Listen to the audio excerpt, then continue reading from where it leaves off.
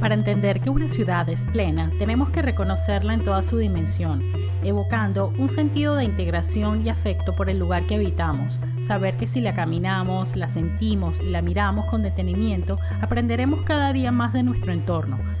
Que no solo sea un lugar de paso y escape, pero más bien un espacio, un territorio que se enriquezca y evolucione a través de intervenciones en el espacio público, la integración de sus barrios y la participación de la comunidad en sus paisajes urbanos y rurales. Te invitamos a escuchar el siguiente episodio con Elisa Silva, arquitecto y profesora de la Universidad Simón Bolívar. Es directora y fundadora de Enlace Arquitectura y Fundación Enlace. Actualmente impulsa el proyecto Río Guaire junto a un equipo de colaboradores. Yo soy Ileana Ramírez y escuchas Tráfico Visual.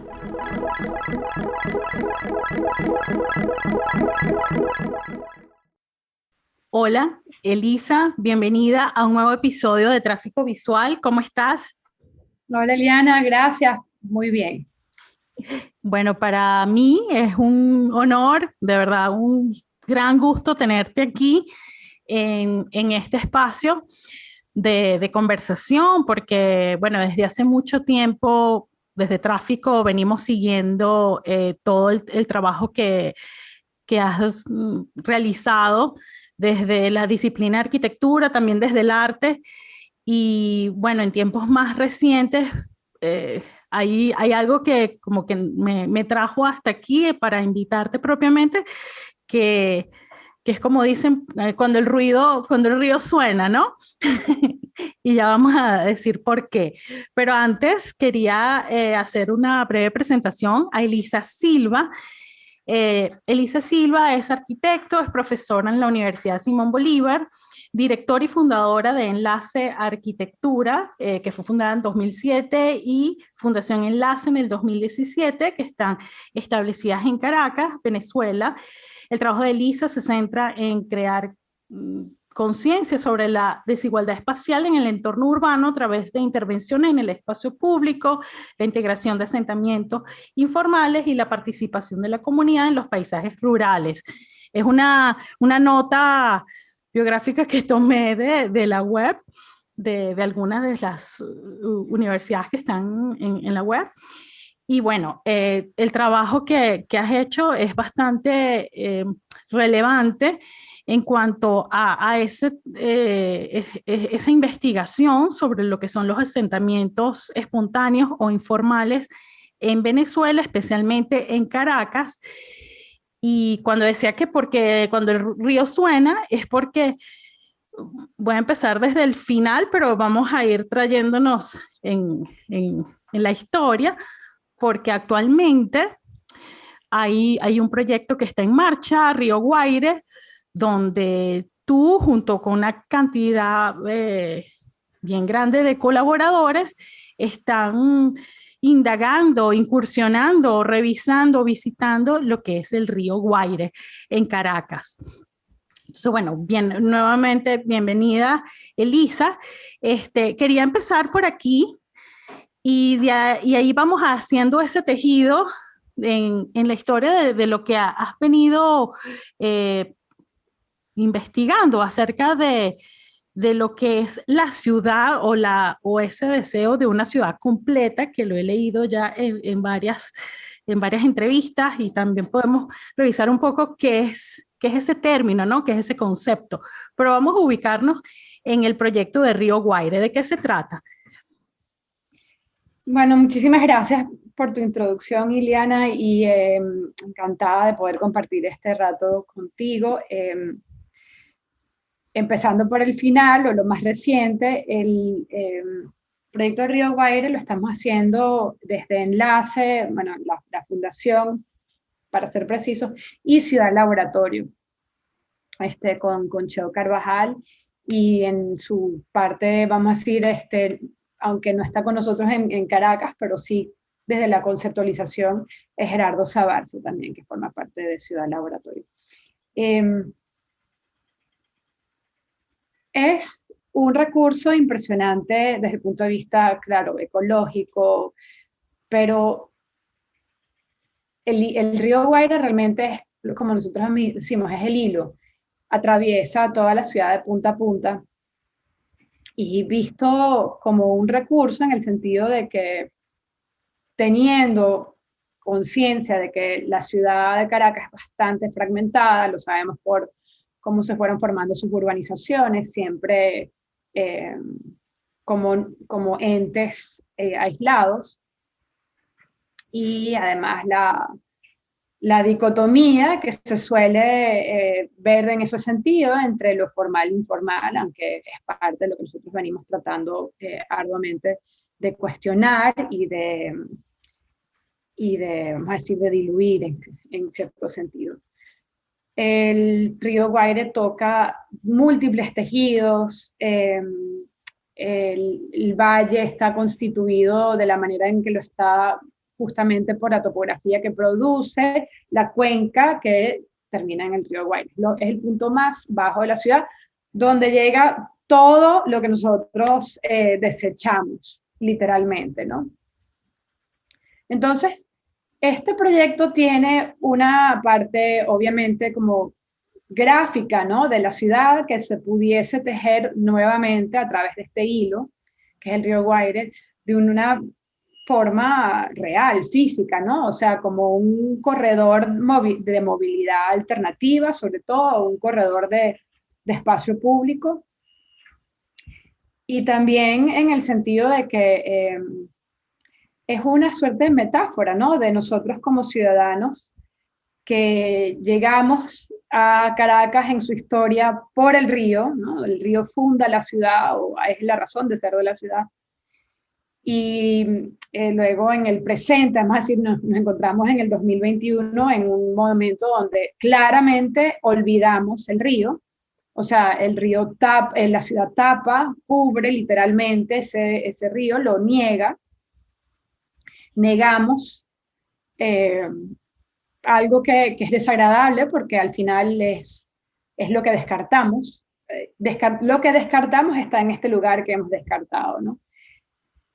Y mirando lo que podría ser, ¿no? El porvenir, el deseo de una ciudad que ya deja su concepto fragmentado atrás porque no conviene, porque hay un deseo de disfrutar de toda la diversidad que ofrece la ciudad, porque económicamente es mucho más productiva también verla de una manera integrada. Y como metáfora de ello, hay una ciudad que vuelve a mirar el río, pero que el río pasa a ser como la razón de un renacimiento, si se quiere, de un rescate. Y creo que dividir el tiempo del Guaire en estas tres etapas, que es parte de nuestra suerte de curaduría de la página web, que está en proceso de formación aún, pero que ya tiene bastante contenido, que le hago una cuña ahorita, que es el rioguaire.org,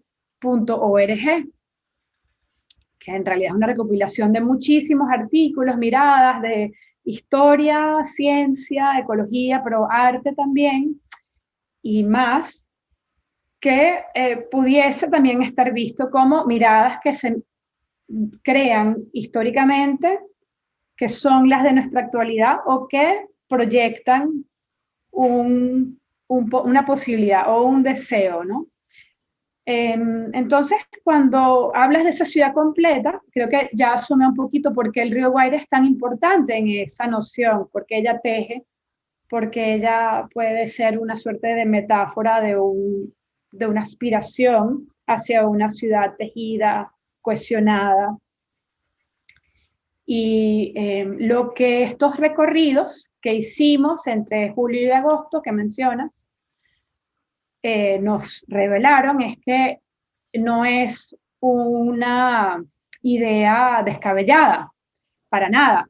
Ya contamos con espacio suficiente e infraestructura que permiten recorrer el borde del río Guaire de una manera franca y segura desde el Parque de Central hasta el barrio La Línea en Petare, que son No le he sacado la cuenta aún, pero deben estar entre los 6 y 8 kilómetros.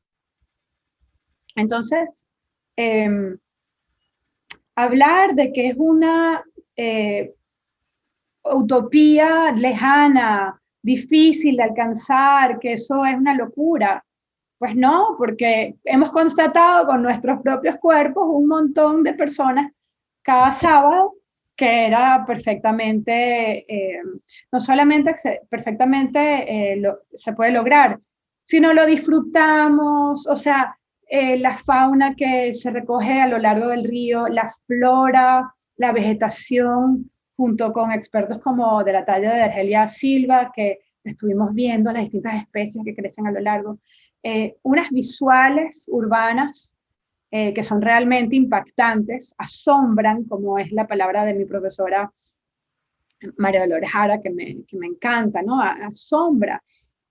Entonces, me parece que fue una experiencia importante de demostrarnos por qué seguirnos saboteando, por qué seguirnos negando la posibilidad de disfrutar parte de la ciudad que está ahí.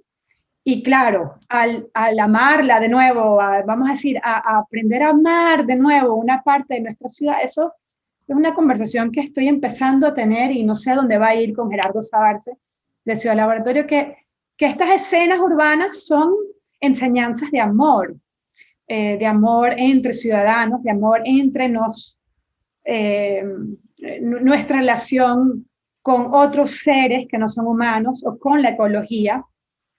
Quizás es una secuencia muy linda con lo que constata la Bienal de Arquitectura este año en la Bienal de Venecia, que es cómo viviremos juntos, ¿no? Y que ese lema de cómo viviremos juntos es personas que nos entendemos como distintas o distantes, pero también nosotros cómo vamos a vivir juntos con este planeta que, bueno, se está calentando, que se está llenando los mares de basura, que está produciendo efectos naturales cada vez más extremos, con procesos naturales que estamos realmente en el antropoceno afectando de manera bastante preocupante, ¿no? Entonces, de eso se ha tratado esta aproximación al río Guaire. Hemos querido agrupar, resaltar, hacer visible la mirada de tantas personas que también han mirado al río Guaire a lo largo del tiempo y recoger ese conocimiento, esa lucidez en esta página. Entonces, bueno, figuran artistas que han trabajado este tema desde hace mucho tiempo. Amanda Granado, por ejemplo, una que se viene en mente rápidamente, pero hay muchísimos más y esa Gerardo Rojas que tiene este video que absolutamente me fascina de una escalera que viaja por el río y cómo al unirlo y crear una suerte de fuerza concentrada en un mismo momento y en un mismo espacio, pudiésemos hacer más bulla, pudiésemos contagiar a más personas, pudiésemos reconocer que ha habido mucho interés en el río Guaire a lo largo del tiempo y posiblemente entusiasmarnos todos a querer y desear para ese espacio urbano algo distinto en el futuro, ¿no? Eso que dices de, bueno, que es como es una convocatoria, vamos a decir, pública, de ciudadana, de ir a un lugar que tratamos de voltear la mirada, de negarlo, y como ya hemos dicho, y tú has mencionado, bueno, es el lugar donde van a parar todos los desechos, es como el no lugar o el lugar que nadie quiere estar, pero aún así hay una vida alrededor que se ha dado naturalmente, más allá de lo que tal vez quisiéramos muchos o que ustedes están proponiendo. Ya es conocido los mineros del Guaire o las personas que hacen vida en las riberas o los pequeños comerciantes que también se pululan alrededor, dependiendo de la zona, o estos puentes maltrechos o provisionales. que están alrededor. Entonces, sí es un punto que separa, pero también es un punto de convergencia, de reunión ciudadana que creo que va de la mano con también un trabajo sostenido que tú junto bueno, con la oficina que tienes, la fundación y el gran equipo han ido haciendo a lo largo de todo este tiempo.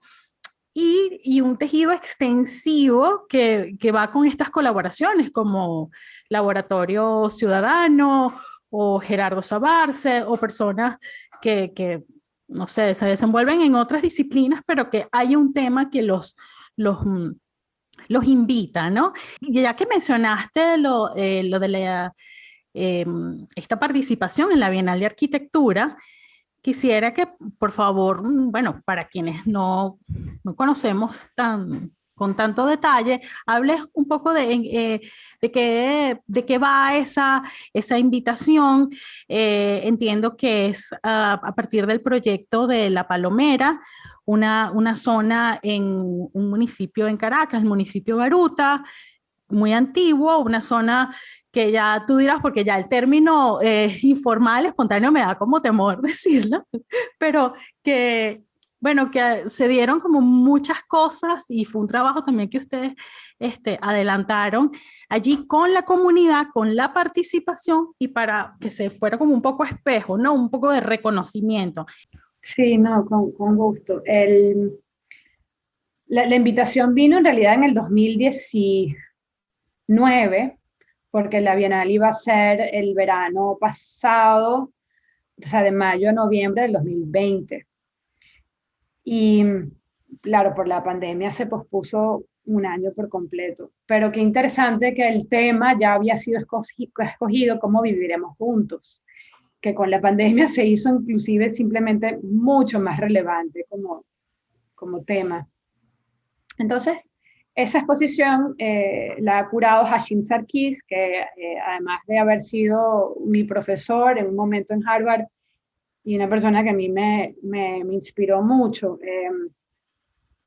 Recuerdo en una clase suya fue que yo descubrí todo lo que había sucedido en Ciudad Guayana, en Venezuela, por ejemplo, que fue parte del proyecto del Banco Mundial financiando una ciudad junto con el Guri, ¿no? Él organiza esta exposición, hoy es el decano de la Escuela de Arquitectura en MIT. Él organiza la exposición por escala y va desde el cuerpo, entonces cómo viviéramos juntos desde el cuerpo o entre seres o a la escala de un hogar, qué tipos de hogares, o sea, cuestionando la misma noción siempre centrada en una suerte de núcleo familiar como hogar, y que hay muchas otras concepciones. La comunidades emergentes se llamó, y va hasta territorio y fronteras, y entre fronteras, pero también con otros, o sea, como pieza dentro de una constelación mayor y también, como mencioné antes, con otros seres, con otros sistemas ecológicos.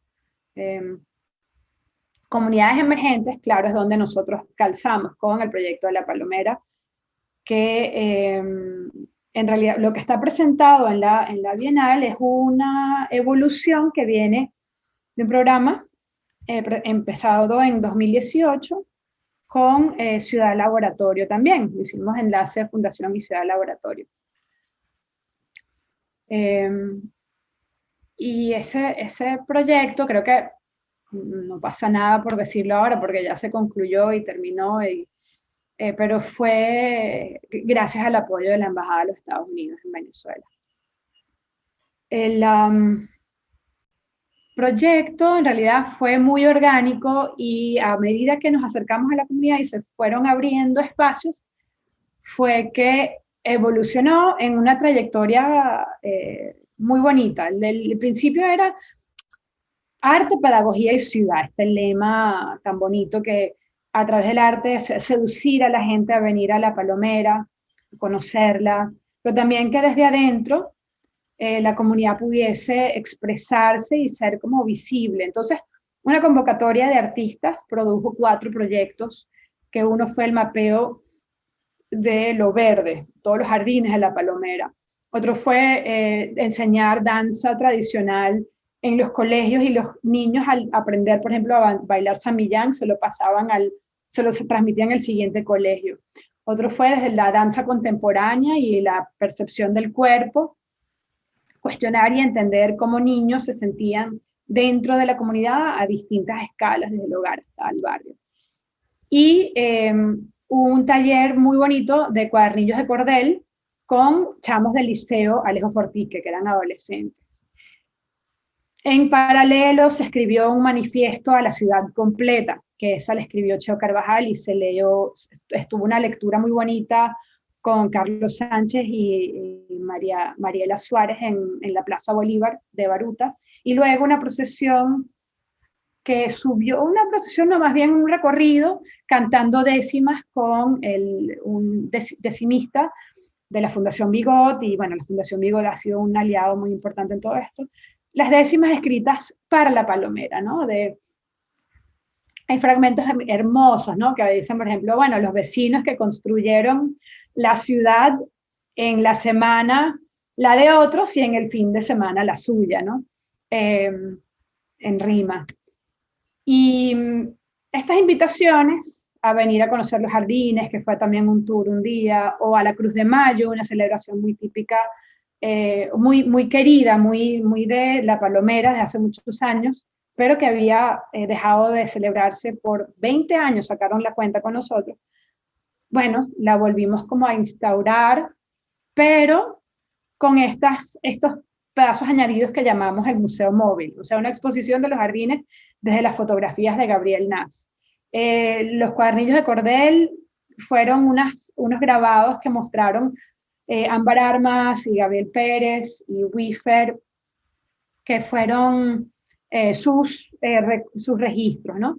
Había también unos performances que se hicieron, y los muchachos que habían aprendido a bailar samillán llevaron un poco la batuta de la celebración. Aquí vinieron personas de todas partes de Caracas, y también personas del barrio se sumaron, y fue una celebración como muy, muy bonita. Bueno, así celebramos los fundadores del barrio, esta otra historia de la ciudad que no la tenemos realmente digerida o registrada, ¿no? Desde los que está el barrio el barrio La Palomera, pues se fundó en 1936. Eran terrenos de la iglesia de la parroquia de Santa Rosalía, que es de Nuestra Señora del Rosario, perdón.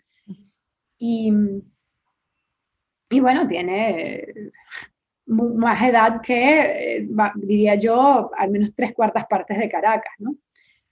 Entonces, el proceso, todo esto, integración en proceso Caracas, llevó al final a una gran celebración muy bonita que llamamos Nada Fuera de lo Común, en un espacio de una casa, luego iba a ser liceo, pero quedó un poco en el abandono, que con los vecinos dijimos, bueno, ¿qué vamos a hacer aquí? Aquí tiene que pasar algo. No, vamos a hacer una fiesta. Y se abrió y se hizo una gran fiesta. Fue como la insinuación de que ese lugar debería ser una suerte de repositorio de toda esta energía, como una casa de arte y cultura perenne, y no de La Palomera, sino una referencia metropolitana, o sea, a escala de Caracas. Y en eso estamos. De hecho, ya está operativa. Hemos logrado conseguir también financiamiento para adecuarla, con un baño, una escalera, un techo, va a recoger agua de lluvia, etc. Entonces, la invitación fue por ese proyecto. Y la propuesta entonces al final, porque se sintetiza en algo que simplemente es un momento de una exposición, fue una maqueta que muestra la naturaleza del espacio abierto, el espacio, no decir público, el espacio del dominio público. Son las veredas, los caminos, pero también los jardines, los parques, las plazas. Eso es una maqueta a escala 1:30 que se suspende y mide 8 metros por 4,5, y está incluida toda su vegetación, pero no es aleatoria, son las plantas exactas que se han levantado y que en cada jardín están representadas como el patrimonio de ese dueño y ese jardín. Todas esas especies que hemos levantado suman 260 especies y forman una pieza que se llama el Diccionario Etnobotánico de las Plantas de la Palomera. Y eso también está presentado en la Bienal, junto con unas axonometrías de 24 espacios, de los cuales algunos pocos son espacios públicos, incluyendo, por ejemplo, las canchas de bolas criollas, que son las canchas de la Palomera, y los jardines levantados por Ámbar Armas y Gabriel Nas, dibujados con toda su parafernalia, o sea, los cables de los cuales guindan algunos de las enredaderas, los lugares donde ponen la ropa a tenderse, o en fin, todos los detalles que constituyen ese paisaje y ese jardín. Entonces la celebración ahí es de lo que existe, sin un mensaje de que eso tiene que ser intervenido o mejorado, que es algo que, bueno, en la carrera de arquitectura llevamos una buena dosis de esta suerte de indoctrinación, de que el barrio como es no está bien. Eso si se interviene y se equipara y se le hacen cosas, puede que pase a estar bien. Eso no nos ha ayudado como pensamiento. El barrio es parte de la ciudad, tiene espacios y formas en su contextura envidiables absolutamente desde el punto de vista del resto de la ciudad. Yo puedo enumerar unas rápidamente, como el hecho de que no es un lugar que celebra el automóvil, es un lugar netamente peatonal, un lugar donde los niños salen y juegan en el espacio público de una manera libre, son niños libres, como quizás lo fueron generaciones atrás, pero que en la dimensión de una ciudad toda enrejada, pues no se dan para muchos niños. Un sentido de comunidad, en fin, hay muchas cosas del barrio que nosotros, en nuestro afán de ser modernos, de alguna manera, sin mucho cuestionamiento, no fuimos capaces, y bueno, ¿quiénes somos nosotros y quiénes eso ahí siempre me enredo un poco en el lenguaje, pero hay mucho que celebrar del barrio. Entonces eso es lo que intenta hacer la exposición. Además, celebra el conocimiento de los vecinos sobre cómo cultivar plantas, cómo hacer que crezcan, cómo se usan, si es culinario, si es medicinal, sin ningún tipo de juicio o afán de mejora. Creo que eso fue como para nosotros una parte importante de la oportunidad de mostrar esto en la Bienal de Arquitectura de Venecia este año. Lo que dices es muy importante porque también hay una idea o hay un prejuicio que uno suele pensar, digo uno, me incluyo en general, dice, bueno, pero ¿cómo llegó hasta allí? ¿No? ¿Cómo hizo ese contacto con la comunidad cuando no hay un interés partidista o cuando no hay un interés de culto? O tal vez el culto es celebrar la comunidad, celebrar que es una parte importante de la ciudad y cómo ellos también pueden, o uno, el colectivo se puede incorporar a ellos, ya sea porque están celebrando una fiesta tradicional o porque tienen una feria de algo y que ya también hay otros ejemplos en la ciudad, como, no sé, el Calvario Puertas Abiertas. Hay otras iniciativas que también están como tratando de quitar ese velo, ¿no? Y ese prejuicio, ese miedo de decir, bueno, te vas a meter allí, te van a robar, si no eres local. Entonces, ¿cómo? Te lo pregunto porque sé que esto no es, para ti no es nuevo, porque ya tienes muchos años en esa tarea o en esa, no sé cómo llamarlo, o vocación de ir hacia la comunidad, no invitarlos a ellos, sino como visitarlos y ser parte de eso. Como que también un poco, y ahí lo que estabas diciendo al final es muy importante porque creo que la escuela de arquitectura, vamos a decir que escuela o lo que es la academia aquí, más bien como dirigido a levantar una ciudad que tal vez oculta otra que a lo mejor en niveles está más arriba, más abajo en cuanto a topografía, pero hay una cuestión como, no sé si ornamental, maquillaje, cosmético, que ya, bueno, eso forma parte también de nuestra historia reciente, ¿no?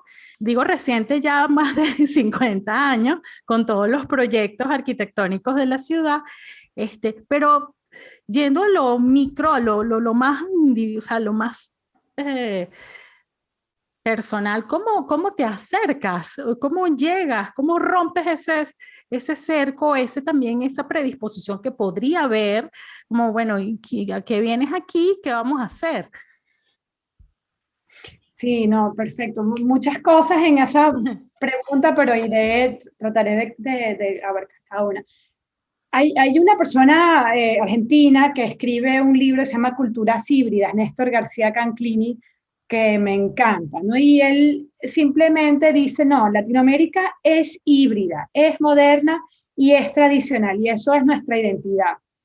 Y me parece que es como una cosa obvia, pero hay que decirla, porque tampoco se trata de vilificar la cultura moderna y la arquitectura moderna, que es absolutamente eh, fantástica, ¿no? En ciertos puntos, y fantástica desde su definición más amplia, o sea, es muy utópica en ciertos sentidos, se sale de un contexto que no la mantiene económicamente, y ahí podemos pensar en estos elefantes blancos que tenemos en Caracas, pero también con una estética y un proyecto que no, o sea, yo te miento si no te digo que me parece que la ciudad universitaria es de las cosas más hermosas que yo conozco en el mundo, ¿no? O sea, no es por despreciar eso, es híbrido, es todo. Y no sentir que estamos obligados a seguir con esta definición binaria, que una es mejor que la otra, que uno tiene que dominar la otra, sino aceptar esta suerte de situación de injerto, ¿no? Y qué bonito que tenemos barrios en la ciudad que nos aportan un tejido urbano diferente, diverso, con tipos de espacio, tipos de tradiciones, tipos de vivencia que nos pueden nutrir y que podemos disfrutar. Ahora, ¿cómo te acercas? Es una muy buena pregunta, y las otras iniciativas que tú mencionas, el Calvario, y añadiría Bellomonte, que también las ha liderizado Cheo desde Ciudad Laboratorio, es justamente esta trilogía,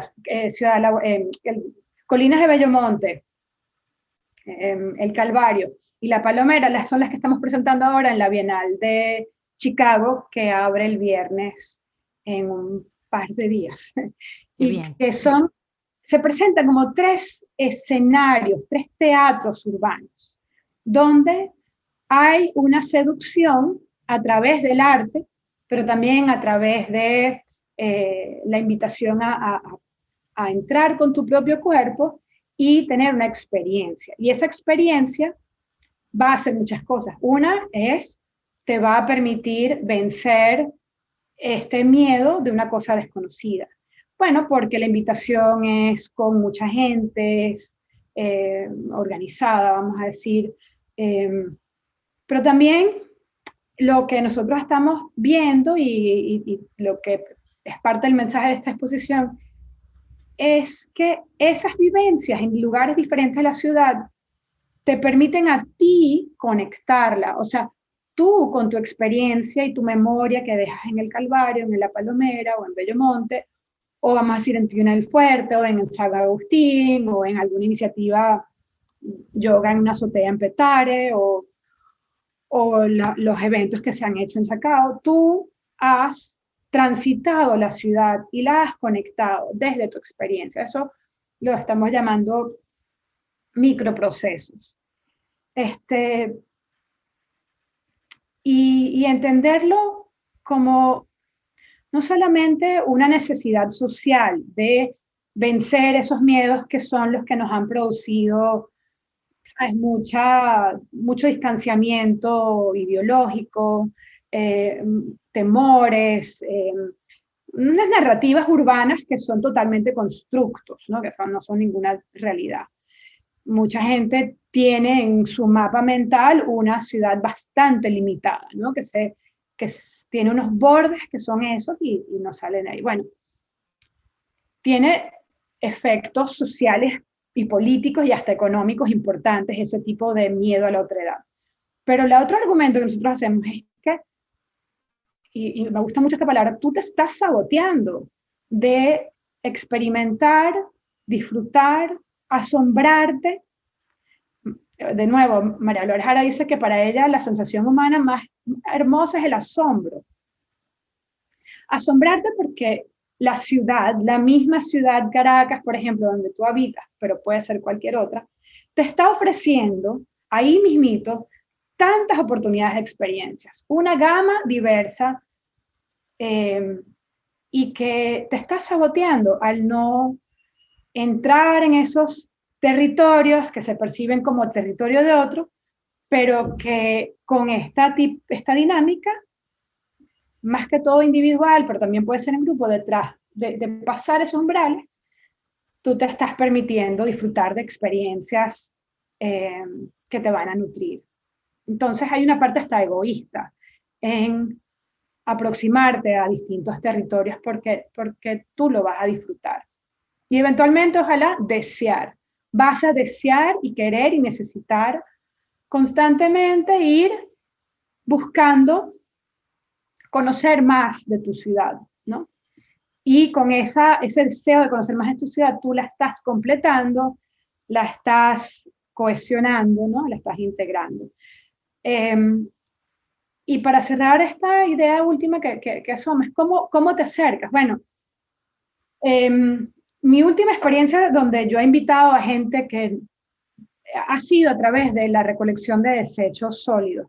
En La Palomera hemos empezado no, bueno, ya lleva 2 años, del 2019, una recolección puerta a puerta que permite decir que hay un servicio equitativo en la ciudad, tanto para los que tienen calles anchas donde pasa el camión, como los que no tienen calles anchas, pero que no por eso no puede haber otro sistema que dé un servicio equitativo. Al recoger la basura puerta a puerta, ella puede pasar al camión en un solo instante y no, o sea, se elimina la necesidad de un contenedor en la puerta del barrio, que es la forma típica de decir una suerte de bienvenida al barrio. Usted ha llegado al barrio Picapiedra, porque aquí en la puerta tenemos muchísima basura, ¿no? Entonces, eso eh, eso es un tema increíblemente denso e importante a ir desconstruyendo porque hemos naturalizado esa visual, ¿no? De que la entrada del barrio es donde se acumula su desecho. Y donde además, si tú tienes escombros y tú y el otro, bueno, los llevas al barrio porque ahí los van a recoger. Entonces, muchos en la ciudad estamos llevando nuestros desechos adicionales a la puerta del barrio porque ahí es donde van. Y si no ahí, al río Guaire, ¿no? Que es el otro gran vertedero que tenemos en la ciudad para los desechos. En el barrio Picapiedra, que sube, es la vía principal que sube hacia la Simón Bolívar, ha habido por mucho tiempo, desde el otro lado de la calle, un lugar continuamente lleno de basura. Y no es basura de la comunidad, es basura de mucha gente que viene bajando y también la bota ahí, lo hemos visto con nuestros propios ojos. El deseo de cambiar eso fue para 2 personas que me contactaron y junto con Fospuca, que es quienes hemos hecho todos estos cambios y vamos a decir mejoras, sí, para el del servicio en La Palomera, entramos, conocimos a vecinos, yo contacté a las personas del Consejo Comunal a través de amigos en La Palomera, los llamamos, hablamos con ellos, hicimos un recorrido del barrio Picapiedra, un barrio pequeño. Y estas 2 personas que vinieron conmigo estaban pero fascinadas, o sea, les pareció primero una experiencia muy bonita, vieron casas eh, que podrían estar en cualquier lado de Caracas, muy bien armadas, es limpio, el barrio es limpio, y se imaginaban algo distinto, ¿no? Entonces, yo creo que, bueno, eso no fue mucho para tener la invitación a acercarse y conocer vecinos, porque además uno de ellos vive un poquito más arriba y tú lo podrías considerar como vecino de Picapiedra. Entonces, estamos trabajando a ver cómo se elimina otra vez ese vertedero ahí, posiblemente con una intervención de espacio público, ya vamos a ver cómo se termina de consolidar. Pero eso, Cheo siempre dice, lo importante es caminar, caminar y hablar con gente, preguntarles, si no te responden no pasa nada, pero la gente, sobre todo los caraqueños, somos muy amables y muy gratos con los extraños y los vecinos que vienen, sobre todo si vienes con aras de conocer y visitar. Sabes, Elisa, te quería preguntar, porque quienes no te conocen, tú entiendo que no naciste en Venezuela, pero luego viniste muy chiquita, estuviste unos años, luego te vas y prácticamente tu formación académica es en el exterior, luego retornas, ¿no? ¿Cómo es esa mirada tuya? Uno, ¿por qué como arquitecto o arquitecta? eh, o sea, en tu formación de arquitectura, pero a este tema, a este ámbito de esa ciudad que, como hemos dicho, no está como en esa tradición de la arquitectura, o lo ven como una necesidad, es como una piedra en el zapato, como una carga. Para ti es el punto focal donde, bueno, reúnes y convocas a tanta gente y ese espíritu de por qué viene ese interés. Y no sé si fue cuando llegaste a Venezuela, después que estudiaste, o desde afuera dijiste, ya va, aquí hay que mirarlo con atención. No, es una excelente pregunta e inclusive mi respuesta creo que ha ido cambiando porque creo que mi respuesta realmente ha cambiado con el tiempo, ¿no? Yo estudio arquitectura finalmente en los Estados Unidos, en Harvard. Eh, Mi contacto con Venezuela había sido desde pequeña hasta los 11, 12 años, pero luego siempre todos los veranos. Para mí Venezuela, Caracas, vamos a decir, porque mi familia está mayormente en Caracas. Siempre fue, mis primos me decían, no, pero Elisa, claro que te encanta Venezuela, pero siempre vienes para las fiestas, vienes para las bodas. Estamos hablando de los años 80, 90. Y, y bueno, el punto de la decisión sucede cuando vivo en Roma. Yo me gané una cosa que se llama el Premio Roma de la Academia Americana en Roma. Para quienes conocen Roma, puedan pensar que no dista mucho de Caracas, en términos del casino, como dicen los italianos, el caos, las motos, en fin, no, yo, yo he vivido también, viví en Madrid bueno, viví en Roma un tiempo. Me parece que nuestro DNA tiene mucho más de italiano que de español. Pero hay dos partes previas a mudarme a Venezuela que fueron importantes. Una es que en Harvard tuve un profesor que se llama Alejandro Aravena, que desde entonces se volvió muy conocido, premio Pritzker, curador hace 5 años de la Bienal de Venecia también. Y él fue invitado por Jorge Silvetti a dar clases como profesor invitado. Y yo fui parte de esa primera clase que él dio, que él lo llamó otherwiseness en inglés, que es como la alteridad o ser de otra forma. No es una palabra, es una palabra inventada, no es una palabra real. Que era para él un interés súper profundo en justificar una arquitectura que no pudiese ser de otra manera, que es tan elemental, y luego de ahí sale su oficina elemental y el concurso, el proyecto elemental, pero que para tan elemental que casi, ¿sabes?, está diluida hasta un punto donde no, se escapa de la arbitrariedad. Yo no estudié arquitectura en pregrado, para mí la formación como arquitecto es enteramente en posgrado, entonces cuando yo me topo con su taller, esto es mi tercer año de arquitectura en mi vida, y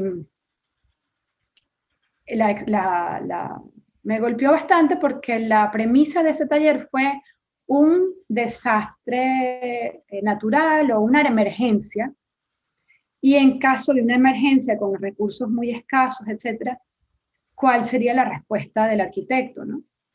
Estamos en el año 2000 y acaba de pasar el deslave de Vargas. Yo sigo añísimo sin vivir en Venezuela, pero siempre muy conectada. Y dije, nada, yo voy a aprovechar y estudiar un poco qué causa y cómo se da el deslave en Vargas, y haré mi propuesta sobre eso. Bueno, no tiene mucha relevancia qué propuse ni nada, pero cuando te pones a entender la tragedia de Vargas, es una tragedia que tiene todo que ver con los barrios que ocupan, los cauces de las quebradas. Y hay distintas teorías de que, bueno, las filtraciones de las aguas servidas que entran dentro del suelo producen unos roces que se desligan en el subsuelo, y hacen más fácil que todo como que que hayan deslizamientos, ¿no? Bueno, hacemos un fast forward, eso es en el año 2000, me voy después a España a trabajar con el arquitecto Rafael Moneo, regreso a los Estados Unidos y trabajo en Nueva York en SOM, y gano el premio Roma y me voy a Roma. Y allá estaba, esta historia no la he contado tanto en detalle así, pero estaba Sean Anderson. Sean Anderson fue curador en el MoMA hasta hace poco, ahora acaba de aceptar una posición en la Universidad de Cornell, y él fue fellow el año antes que yo, y estaba trabajando en Afganistán. Esto es un momento en Afganistán donde ya los Estados Unidos ha entrado, ya aquí en Kabul es todo un tema, y él me dice, Lisa, es que hay tanto por hacer, hay tanto trabajo, ¿no? Y entonces el año para mí en Roma fue un año transformador en todos los sentidos, porque el premio Roma te pide, yo venía trabajando en oficinas, de maneos, SOM, haciendo proyectos de gran envergadura, proyectos, vamos a decir, que nutren el capital, que son inversiones, ¿no? Y este premio me permitió irme a Roma a desarrollar mi proyecto, y yo recuerdo al inicio, ¿cómo voy a hacer? ¿Cómo me voy a evaluar? Si voy bien, si voy mal. Y luego ahí habían toda una serie de artistas visuales, entre ellos Carrie Mae Weems, que es una artista afroamericana que está en todas partes. Estuve en Chicago ahorita, tiene una pieza de ella, la Art Institute of Chicago, tienen piezas de ella MoMA. O sea, la verdad es que, wow, qué un lujo haberla tenido, además estaba en el cuarto al lado mío. Alex Schrader, estaba, no los he pensado, Richard Barnes, que es un gran fotógrafo, Ward Shelley, que es un gran artista de Nueva York, de la zona de Brooklyn, y ellos se paraban todas las mañanas, se tomaban el café y iban a su taller a trabajar. Y ahí es cuando yo me di cuenta, el artista trabaja, o sea, él trabaja duro y le mete horas a su trabajo y tiene una voz que quiere transmitir y algo que quieren comunicar. Y su café en la mañana y el almuerzo y la conversación y su vida y lo que hacen y lo que les interesa y lo que leen, es toda una vida. O sea, no se dividen entre, bueno, trabajo de 9 a 5, y después soy deportista, y después no sé, sino que son íntegramente esa persona. A mí el ejemplo de ellos, además de lo que me dijo Sean Anderson, fue para mí transformador, totalmente. Yo dije, yo me he quedado con esa, bueno, también participé en un concurso, el elemental del concurso de Aravena, yo participé quedé con una mención, pero me dejó muy desconcertada las respuestas, que eran todas viviendas y todas de arquitectura moderna muy, muy estéticamente preciso, ¿no? Y luego de una visita que hice del barrio La Morán con mi tío Juan Silva, yo sabía que eso no era como la respuesta que yo intuía, que eso no es la respuesta relevante para lo que yo había visto en La Morán. Entonces, la suma de esas cosas me hicieron a mí entender, yo tengo una pregunta, que es cuál es el rol del arquitecto ante un tejido urbano que es una gran parte del mundo. Yo tengo un lugar que adoro y yo no me tengo que ir a ningún Afganistán. O sea, yo puedo ir a Caracas y es un escenario que además adoro, que celebra una arquitectura moderna, pero que el rol del arquitecto es celebrado. Y vengo de 2 años viviendo en Roma, o sea que el caos de Roma, yo me puedo trasladar fácilmente a Venezuela, el caos de Venezuela. Y así fue, y me fui. Este, sin ningún, o sea, en ningún momento mirando hacia atrás. La verdad es que fue muy acertada esa decisión. Y desde que estoy en Venezuela, la razón ha evolucionado y cambiado sin duda, pero eso fue importante, ese empujón. Y creo que es algo que tal vez, bueno, muchos desconocen o desconocemos y nos va a motivar a seguir o cambiando un poco también esa mirada del rol del arquitecto, como dices tú, de su, bueno, de su misión en una ciudad, en una sociedad, sobre todo en una que como la venezolana, especialmente por ejemplo la de Caracas, donde leí entre algunas notas que, por ejemplo, la mitad de la población caraqueña está ubicada en lugares espontáneos o informales, y que aún así son los que más tienen, o sea, tienen un gran crecimiento y hay un desborde que está como inminente, ya sea o el río, o ya sea la montaña, o ya sea, es como inevitable. Para los que tienen ese miedo, pero tal vez es romper un poco, pasar ese umbral del temor y recomponer una sociedad que tiende a dividirse o que tiende a separarse, pero que hay como que otra, así será, no sé, en las fronteras del país, o sea, en los bordes limítrofes con otros territorios, que igual hay como una interconectividad que no es imposible restringir. Creo que, bueno, el trabajo que estás haciendo con todo tu equipo y con las personas que se van acercando es muy importante y está dejando una huella bueno, que cada vez como que resuena, una huella que resuena, porque es una ciudad que se oye, que se lee, que se siente, que se huele, y creo que es importantísimo. Yo creo que este trabajo, bueno, también lo que has hecho no es casual porque ahí también en tu haber hay unas publicaciones que son trabajos exhaustivos, que son investigaciones con data, tienes como eh, elementos, insumos previos para determinar lo que son, lo que está pasando en una ciudad como Caracas, desde el proyecto Cava y recientemente el de Puro espacio. Gracias, pero el de puro espacio, que también es, creo, es necesario, ¿no? Todo este trabajo que quede en físico, impreso para, bueno, nuevas generaciones e investigaciones que sigan en curso, no solamente algo efímero que es muy valioso como experiencia, pero también ir armando esa data y ese archivo. Antes de conectar con lo de las ediciones, lo de las publicaciones, eso que estabas comentando de tu vida en Roma y de cómo, sabes, cómo fue la experiencia allí con el premio y de, bueno, todo lo que ibas viviendo alrededor. Luego también está el premio que obtuviste para desarrollar el proyecto del Boulevard y que tengo entendido que estos adoquines o esta forma del piso y esa trama también está un poco, tiene un poco esa influencia de Roma. Entonces, bueno, no sé si puedes comentar eso y después las publicaciones, porque después que lo leí me da curiosidad. No, sí, está muy bien. Yo llegué a Caracas en el 29 de mayo del 2007 y me sé la fecha perfecta porque fue el día después de mi cumpleaños. Ah, ok. Y el 30 ya había ido al barrio La Morán con mi tío Juan a empezar a conocer,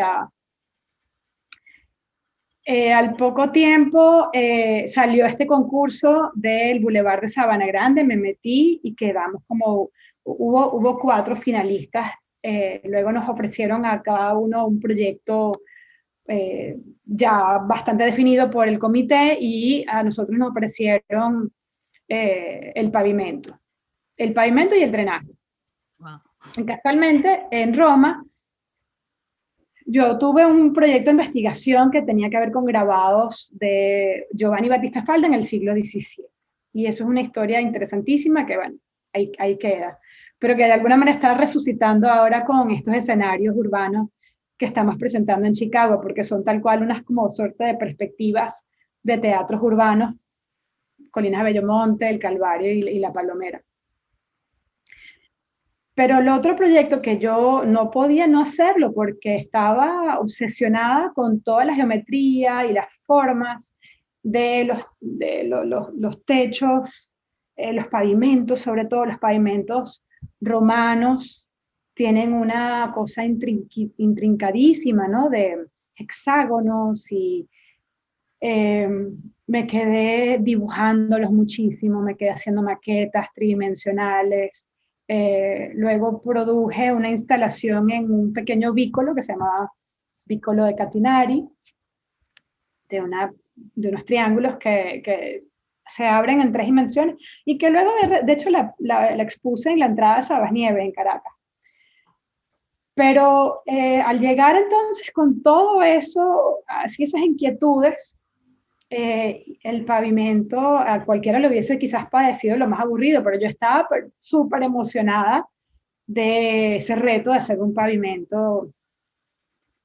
Entonces la decisión de llevar todo el bulevar a un solo nivel para como que celebrar su aspecto peatonal y en teoría reapropiarnos, ¿no? Del mismo adoquín que se había utilizado con el proyecto del metro en los años 80. Entonces, entre 2 tonos se crea esta suerte de degradación y cuando se ven algunas de las piezas que yo produje en Roma, de hecho tuve una exposición en Fabriano, en Milán, en la Galería Fabriano, bueno, fue eso como su momento de gloria estas piezas, tienen mucha relación con ello. Entonces, lo fascinante también fue que en su momento Juan Pedro Posani, que era parte del comité de la estancia, ¿no? Del PS de la estancia, cuando hubo una propuesta que iba a colocar los adoquines de simplificar eso en rayas, porque bueno, mucho más fácil de colocar, me defendieron, me dijo, Elisa, míralo otra vez, simplifícalo lo más que puedas. Entonces, al final son figuras, no es una cosa tan difícil de discernir. Son 2 adoquines así, o 3, o una figura que hace 4, y al añadir las figuras en blanco, y luego del negro, se produce exactamente lo mismo en el inverso.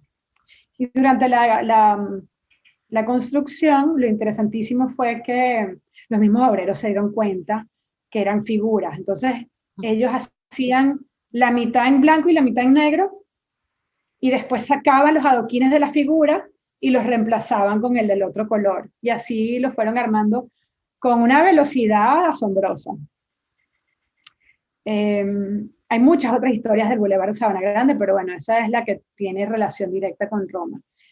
En cuanto a las publicaciones, Cava, que es junto con Máximo Sacchini y el grupo SSA, hacen proyectos urbanos en Caracas, pero también internacional ahora, tuvo la misma inquietud desde otra óptica. Él me decía, bueno, ¿y cuán grande, cuánto de Caracas será barrio? ¿Cuánta gente vivirá ahí? ¿Cuánto se habrá construido? Y yo, como soy, le dije, bueno, vamos a hacerlo. Yo también tengo esas preguntas. Además, me frustra muchísimo en la universidad, hago proyectos y no tenemos mapas. No tenemos mapas que permitan trabajar estas partes de la ciudad con los mismos alumnos, ¿no?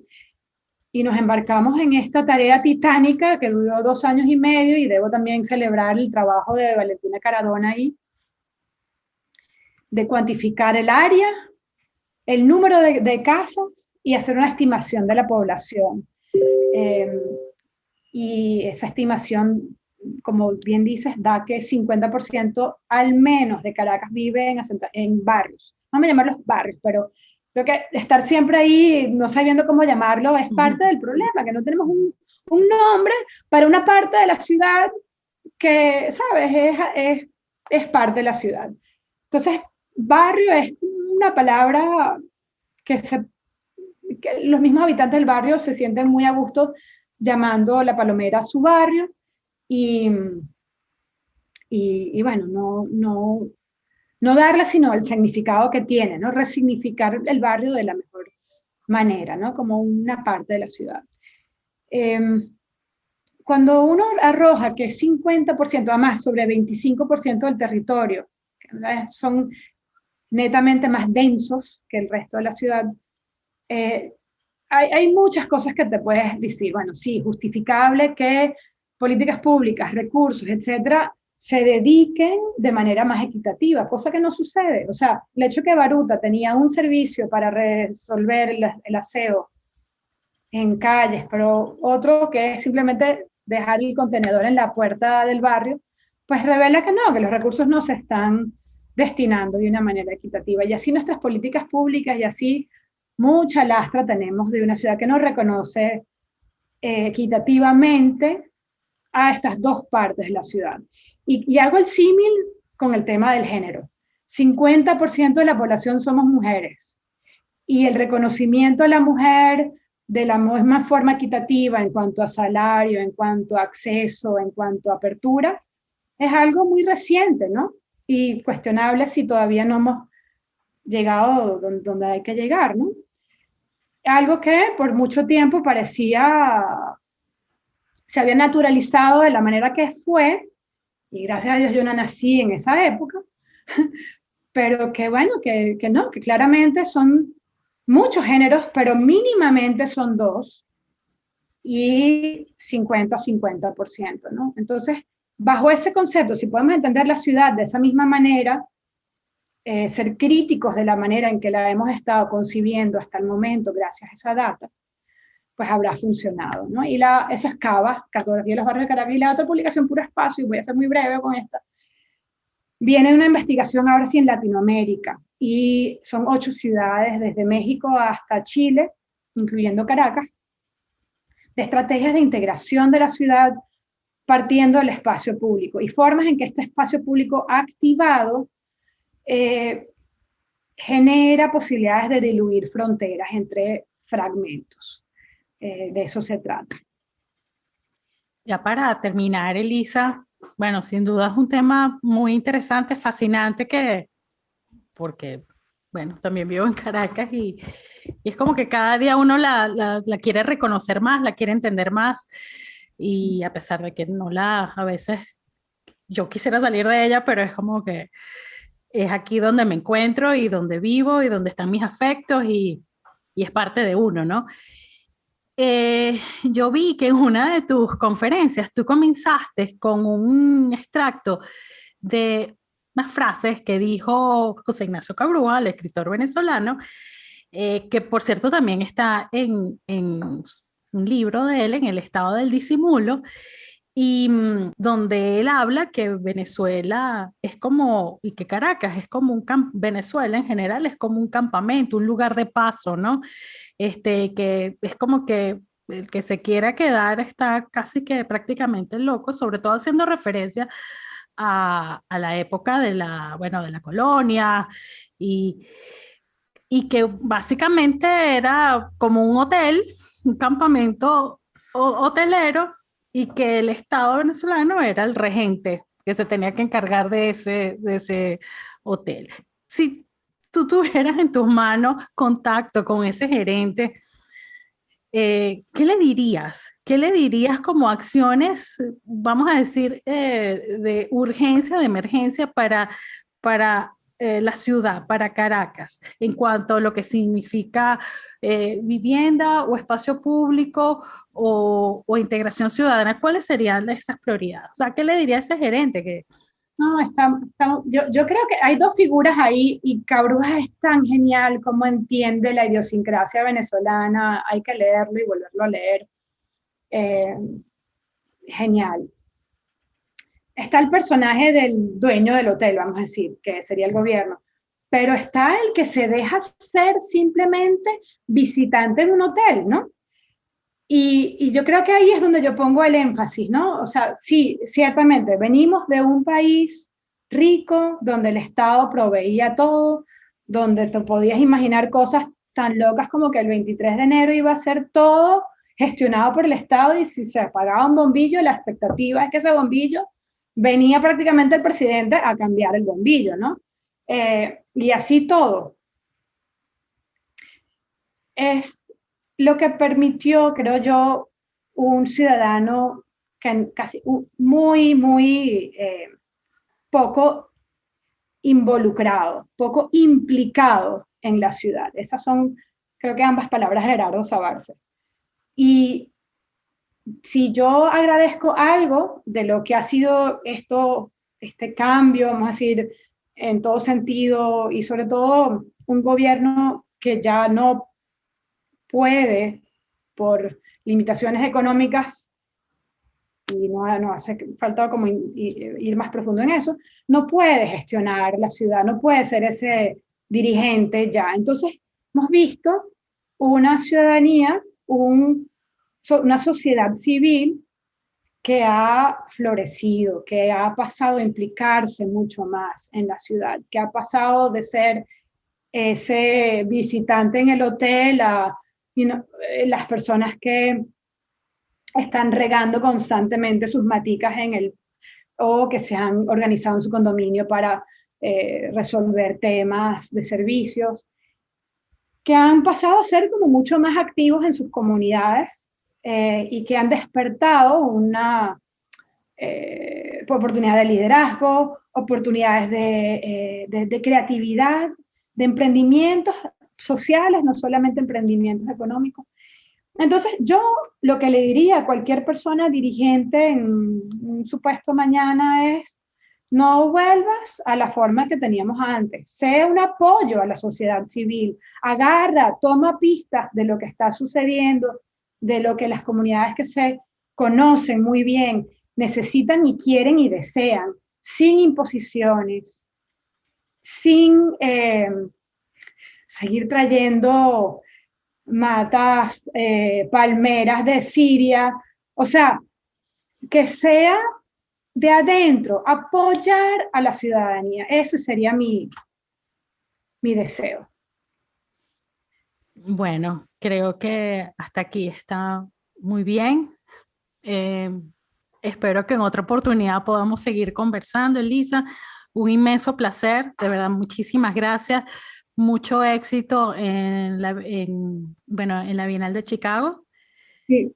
Y bueno, lo que le depara al Río Guaire, el proyecto Guaire, esperamos estar ahí para apoyar y bueno, en las otras muchas, me imagino, investigaciones que tienes en curso. De verdad, y bueno, y de parte de Caracas y de todos, gracias porque siempre se agradece que nos llamen a tomarla en cuenta y a mirarla y a revisarla y a cuestionarla y a reconocerla. Entonces, de verdad, gracias. No, gracias a ti, un placer siempre.